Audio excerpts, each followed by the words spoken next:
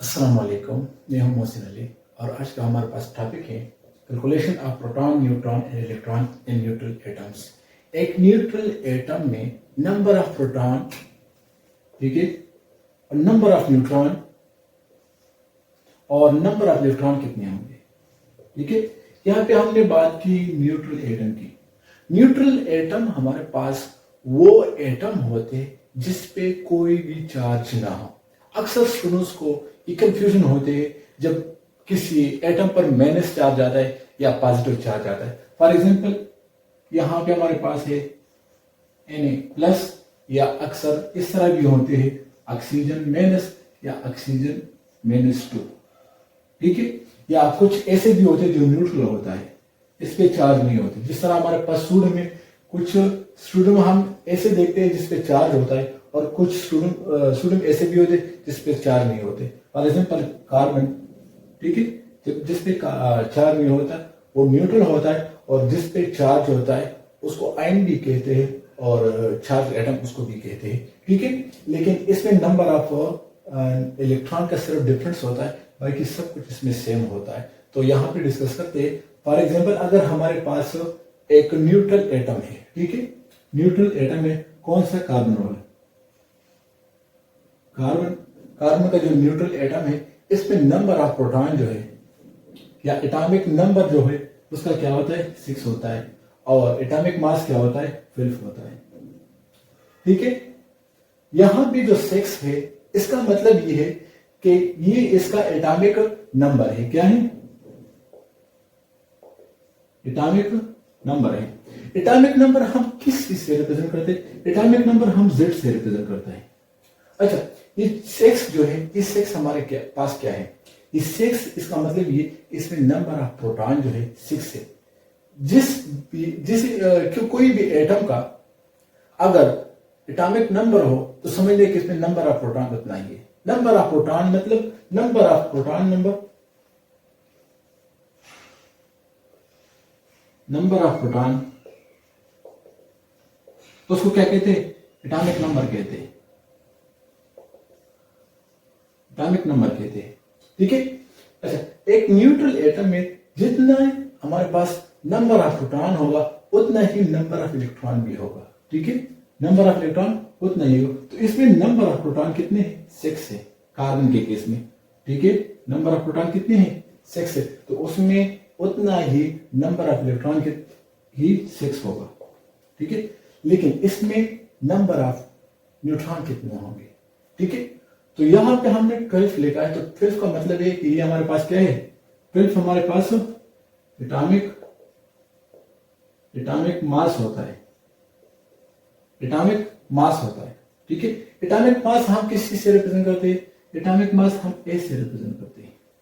ठीक है, अब हम न्यूट्रॉन की तादाद मालूम करते हैं। ठीक है, तो न्यूट्रॉन की तादाद मालूम करना, हम इसके लिए एक फार्मूला यूज करते हैं, A-Z। ठीक है, A-Z। अच्छा, यहां पे जो 12 है ये हमारे पास क्या? एटॉमिक मास है। तो यहां पे हम क्या लिखेंगे? एटॉमिक मास लिखेंगे 12। यहां पे हमने Z लिखा है। ठीक है, तो Z हमारे पास क्या है? Z हमारे पास एटॉमिक नंबर होता है, नंबर ऑफ प्रोटॉन होता है, तो हम यहाँ पे -6 लिखेंगे। ठीक है, 12 से 6 माइनस कर ले 6 आते हैं, तो समझ लीजिए कि इसमें नंबर ऑफ न्यूट्रॉन भी 6 है। ठीक है, नंबर ऑफ न्यूट्रॉन 6 है, नंबर ऑफ प्रोटॉन कितने हैं? 6 है। नंबर ऑफ प्रोटॉन कितने हैं? 6 है।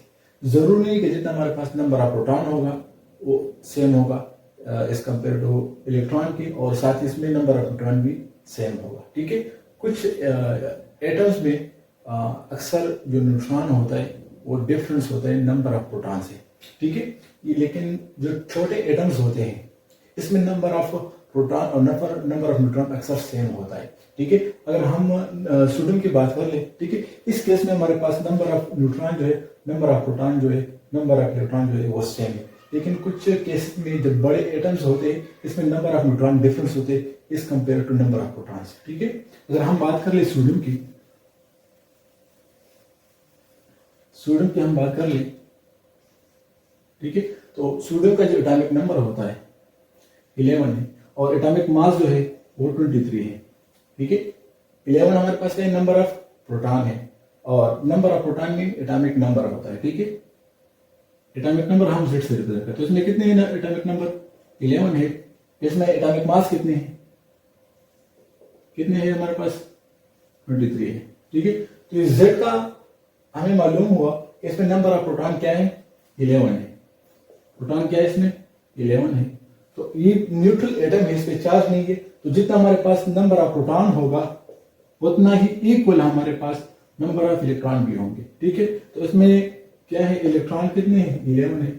अब हम न्यूट्रॉन की तादाद मालूम करेंगे कि इसमें न्यूट्रॉन कितने हैं। ठीक है, तो हमारे पास एक फार्मूला है जो हमने पहले ही लिखा है, A-Z। ठीक है, तो यहां पे हमारे पास क्या है, ए क्या है हमारे पास 23 माइनस Z क्या है हमारे पास 11 है। ठीक है, 23 से माइनस 11 कर ले तो क्या आते हैं, 12 आते हैं। तो उसमें नंबर ऑफ न्यूट्रॉन जो है 12 है। नंबर ऑफ न्यूट्रॉन कितने, 12 है। नंबर ऑफ इलेक्ट्रॉन कितने, 11 है। नंबर ऑफ प्रोटॉन कितने, 11 है। ठीक है, इसमें न्यूट्रॉन का जो तादाद है वो ज्यादा है इस कंपेयर टू प्रोटॉन के। ठीक है, या इस कंपेयर टू कार्बन के। तो मैंने पहले भी कहा कि जो हमारे पास बड़े एटम होते इसमें नंबर ऑफ प्रोटॉन जो है वो कम होते is compare to number of neutron. ठीक है, अब हम चार्ज पार्टिकल्स की बात करेंगे। अगर किसी एटम पे हमारे पास चार्ज आए, ठीक है, इस यहां पे लिखते हैं, अगर किसी एटम पे हमारे पास चार्ज आए, यहां पे हमने सोडियम की बात की थी तो यहां पे हम सोडियम की बात करते हैं। ठीक है, अगर यहां पे प्लस सोडियम प्लस आया, ठीक है, तो इसका मतलब ये है कि हमारे पास रिच ऑफ प्रोटॉन है। रिच ऑफ प्रोटॉन का मतलब ये है कि इसमें नंबर ऑफ प्रोटॉन ज्यादा है और नंबर ऑफ इलेक्ट्रॉन जो है कम है। ठीक है, यहां पे सोडियम का जो एटॉमिक मास होगा वो हमारे पास क्या है, 23 है। यहाँ पे 11 भी होगा, नंबर ऑफ प्रोटॉन है, लेकिन प्लस चार्ज साथ में होगा। ठीक है, यहां पे अगर हम प्रोटॉन की बात करें तो नंबर ऑफ प्रोटॉन जो है कितने हैं, अच्छा, ये चार्ज पार्टिकल जो है इसमें सिर्फ और सिर्फ या तो इलेक्ट्रॉन ज्यादा होंगे या तो इलेक्ट्रॉन कम होंगे। बाकी जो इसका जो एटॉमिक नंबर है वो तो हमारे पास रिप्रेजेंट करते हैं नंबर ऑफ प्रोटॉन को। ठीक है, तो नंबर ऑफ प्रोटॉन इसमें सेम होंगे, लेकिन जब पॉजिटिव आए तो समझ ले कि इसमें नंबर ऑफ इलेक्ट्रॉन जो है कम है। अगर माइनस चार्ज आए तो समझ ले कि इसमें हमारे पास नंबर ऑफ इलेक्ट्रॉन जो है ज्यादा है। ठीक है, तो इस केस में नंबर ऑफ प्रोटॉन जो है कितने हैं, 11 है। इस केस में क्या है, नंबर ऑफ प्रोटॉन क्या है, 11 है। ठीक है, अब यहां पे इलेक्ट्रॉन की बात आती है। ठीक है, इलेक्ट्रॉन जो है हमने यहां पे कहा कि हमारे पास रिच ऑफ प्रोटॉन है, उसने किसी को एक इलेक्ट्रॉन दिया है तभी इसमें कमी आई है। ठीक है, तो 11 था पहले इसमें। ठीक है, अब इसने एक इलेक्ट्रॉन किसी को दिया, ठीक है, तो बाकी रहते हैं 10 रहते हैं। ठीक है, बाकी क्या रहते हैं, 10 रहते हैं। तो इसमें नंबर ऑफ इलेक्ट्रॉन जो है कितने हैं, 10 है। अच्छा, अब हम बात करेंगे नंबर ऑफ न्यूट्रॉन की। तो न्यूट्रॉन के हमारे पास जो फार्मूला होता है न्यूट्रॉन को मालूम करने के लिए, ठीक है, वो है M-Z। ठीक है, M-Z। ए हमारे पास कितने हैं, इसमें एटॉमिक नंबर कितने हैं, 11, सॉरी एटॉमिक मास कितने हैं, 23 है। मेन Z कितने हैं हमारे पास, 11 है। ठीक है, 12 है। तो यहां पे हमारे पास सेम ही प्रोटॉन, सेम ही प्रोटॉन, सेम ही न्यूट्रॉन, सेम ही न्यूट्रॉन 12 है, लेकिन एटॉमिक नंबर ऑफ न्यूट्रॉन जो है इसमें डिफरेंट है। न्यूट्रल एटम में इसमें 10 है और 11 है, तो यहाँ पे हमारे पास 10 है। ठीक है, यहाँ पे पॉजिटिव चार्ज है। तो पॉजिटिव चार्ज का मतलब ये कि उसने किसी को एक इलेक्ट्रॉन दिया है, ठीक है, तभी इसमें इलेक्ट्रॉन की जो तादाद है वो कम हो गई और यहाँ पे प्रोटॉन की तादाद जो है वो हिस्से में। ठीक है, तो कोई भी एटम जो है लेना देना कर रहे हैं तो इलेक्ट्रॉन पे करते हैं, इलेक्ट्रॉन देता भी है, इलेक्ट्रॉन जो है लेता भी है। ठीक है, हम दूसरी एग्जांपल करते हैं। फॉर एग्जांपल अगर हमारे पास ऑक्सीजन माइनस आया, ठीक है, माइनस पे ऑक्सीजन पे माइनस चार्ज आया, तो फिर उसका कैलकुलेशन किस तरह होगा। फॉर एग्जांपल अगर ऑक्सीजन है, ऑक्सीजन पे माइनस चार्ज आया, ठीक है, यहाँ पे हम न्यूट्रल एटम की बात करते हैं ऑक्सीजन की। ठीक है, ऑक्सीजन का जो हमारे पास एटॉमिक मास होता है वो क्या है, 16 है। एटॉमिक नंबर हमारे पास होता है 8 है, ठीक है। एटॉमिक नंबर जो है हम एटॉमिक नंबर हम Z से रिप्रेजेंट करते हैं, ठीक है। 8 है, ठीक है। यहाँ पे हमारे पास ए क्या है, सॉरी ए हमारे पास एटॉमिक मास है, तो कितना है 16 है। Atomic number, atomic mass, atomic number हम Z से रिप्रेजेंट करते हैं, एटॉमिक मास जो है हम ए से रिप्रेजेंट करते हैं, ठीक है। तो एटॉमिक नंबर जो है हमारे पास Z है, क्या इसका मतलब है कि इसमें नंबर ऑफ प्रोटॉन क्या है 8 है, ठीक है। तो प्रोटॉन इसमें कितने हैं 8 है, ठीक है। तो ये न्यूट्रल एटम है, तो जितना हमारे पास नंबर ऑफ प्रोटॉन होगा उतना ही नंबर ऑफ इलेक्ट्रॉन होगा, ठीक है। अब 8 है, अब हम मालूम करेंगे न्यूट्रॉन। तो न्यूट्रॉन का हमारे पास जो फॉर्मूला होता है A-Z, ठीक है।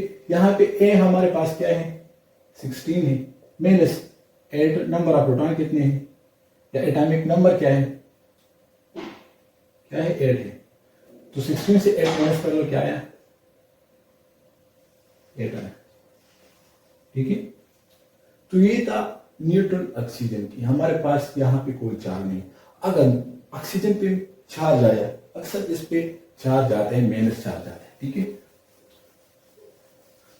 तो यहाँ पे अगर ऑक्सीजन के पास चार्ज आया -1 या माइनस, तो इसका जो कैलकुलेशन नंबर ऑफ इलेक्ट्रॉन इसमें कितना होगा, नंबर इसमें हमारे पास क्या है 8 है, ठीक है। यहाँ पे हमारे पास एटॉमिक नंबर क्या होगा 8 होगा, प्रोटॉन भी 8 होंगे, ठीक है। तो यहाँ पे अब प्रोटॉन की तादाद हम मालूम करेंगे, ठीक है, क्योंकि उसने किसी से एक इलेक्ट्रॉन लिया है, तो पहले इसमें 8 था, अब इसने किसी से एक इलेक्ट्रॉन लिया है तो +1 आएगा, ठीक है। जब भी इसके ऊपर ऑक्सीजन के ऊपर या किसी और एटम के ऊपर माइनस चार्ज आएगा, अगर एक आया माइनस चार्ज 1 आया, तो इसके नंबर ऑफ प्रोटॉन से या नंबर ऑफ इलेक्ट्रॉन से 1 प्लस करेंगे। अगर 2 माइनस आया तो इसके पास इसके नंबर ऑफ इलेक्ट्रॉन के साथ 2 प्लस करेंगे, ठीक है। तो यहाँ पे हम लिखेंगे 9, ठीक है। अब इस केस में नंबर ऑफ इलेक्ट्रॉन जो है 9 हो गई। और अब हम मालूम करेंगे नंबर ऑफ न्यूट्रॉन। तो न्यूट्रॉन का हमारे पास जो फॉर्मूला है वो है A-Z है, ठीक है। तो A हमारे पास क्या है, इसमें A हमारे पास ये है, ठीक है। एटॉमिक मास है कितने हैं 16 है, एटॉमिक नंबर कितने हैं Z है 8 है, ठीक है। तो 16 माइनस 8 आया, ठीक है। यहाँ पे हमारे पास नंबर ऑफ प्रोटॉन 8, यहाँ पे number of proton 8, number of electron जो है क्या है 9 थे, लेकिन नंबर ऑफ न्यूट्रॉन जो है वो भी 8 है। यहाँ पे डिफरेंस सम हमने पहले भी कहा है कि हमारे पास चार्ज पार्टिकल्स में या आयन में हमारे पास सिर्फ डिफरेंस होगा नंबर ऑफ इलेक्ट्रॉन का, या तो कम होंगे या तो ज्यादा होंगे। अगर किसी एटम पे माइनस चार्ज आए तो समझ लें कि इसमें नंबर ऑफ इलेक्ट्रॉन ही ज्यादा है, अगर प्लस आए तो इसमें नंबर ऑफ इलेक्ट्रॉन जो है कम है, ठीक है। अब अगर कुछ ऑक्सीजन जो होते हैं इसमें -2 चार्ज होता है, तो समझ लें कि इसने किसी से 2 इलेक्ट्रॉन उधार लिया है, ठीक है। अगर -2 आया इसके ऊपर, ऑक्सीजन के ऊपर -2 आया, तभी इसमें हमारे पास नंबर ऑफ प्रोटॉन जो है वो सेम होंगे। नंबर ऑफ इलेक्ट्रॉन यहाँ पे हम 1 को रिमूव करेंगे, यहाँ पे हम 2 लिखेंगे क्योंकि यहाँ पे 2 चार्ज आए हैं, ठीक है। तो नंबर ऑफ इलेक्ट्रॉन जो है इसके साथ प्लस करेंगे 2, तो यहाँ पे क्या आते हैं 10 आते हैं, ठीक है। यहाँ पे -2 है तो यहाँ पे हमने 2 इलेक्ट्रॉन को प्लस किया, ठीक है। तो हमारे पास नंबर ऑफ इलेक्ट्रॉन 10 है, इसमें कितने हैं 8 है, ठीक है। नंबर ऑफ प्रोटॉन इसमें कितने हैं, क्या है 8 है, इसमें भी 8 है। नंबर ऑफ न्यूट्रॉन कितने हैं 8 है, इसमें भी 8 है। सिर्फ और सिर्फ जो चार्ज पार्टिकल्स या चार्ज एटम्स या न्यूट्रल एटम में सिर्फ और सिर्फ जो फर्क होगा वो नंबर ऑफ इलेक्ट्रॉन का फर्क होगा, बाकी नंबर ऑफ प्रोटॉन जो है, नंबर ऑफ न्यूट्रॉन है, वो हमारे पास सेम होगा, ठीक है। तो अगर किसी के ऊपर हमारे पास माइनस चार्ज आता है, ठीक है, अगर -1 आया तो समझिए कि उसने किसी से एक इलेक्ट्रॉन लिया है। अगर किसी एटम पे -2 आया तो समझ लें कि उसने 2 इलेक्ट्रॉन लिया है। अगर -3 आया तो समझ लें कि उसने किसी से 3 इलेक्ट्रॉन लिया। अच्छा, अगर +1 आया तो समझ लें कि उसने किसी को 1 इलेक्ट्रॉन दिया है, ठीक है। अगर +2 आया तो समझ लें कि उसने किसी को 2 इलेक्ट्रॉन दिया है। अगर +3 आया तो समझ लें कि इस एटम ने किसी को 3 इलेक्ट्रॉन दिया है, ठीक है, तभी इसमें प्रोटॉन नंबर ऑफ प्रोटॉन ज्यादा हो गए हैं। ठीक है, तो ये था हमारे पास जो आज का जो टॉपिक था, वो था हमारे पास population of proton, neutron and electron in neutral atoms. हमने न्यूट्रल एटम्स की पहली बात की, और यहाँ ये इसका एग्जाम्पल है, और यहाँ पे हमने चार्ज एटम की बात की। ठीक है, तो चार्ज एटम में हमेशा के लिए